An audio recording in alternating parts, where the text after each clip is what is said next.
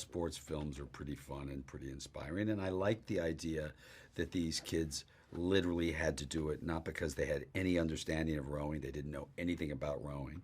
They needed to eat, they needed to have a roof over their heads, and they just happened to ultimately be the Rolling Stones, along the way, and they happened to be truly great at what they did. There's an underdog that lives inside of all of us. I think that's why it's something that we always respond to in these stories.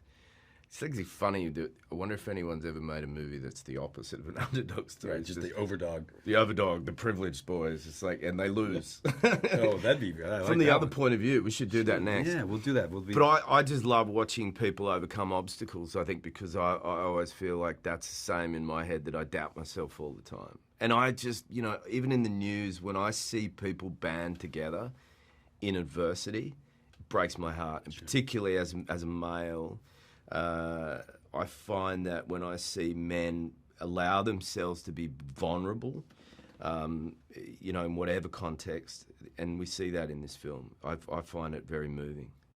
There were a lot of challenges in adapting the book because it's a book and it's thick. And he's got a lot of storylines in it. So we had to pick the greatest hits, The reality is you could do Boys in the Boat, a 6-part series, and then you'd be able to sort of go through all of the backstory of Joe, which is a heartbreaking story. So the hardest, the main part was that you want it to be cinematic. You know that you have to deal with the races and you have to make them sort of special.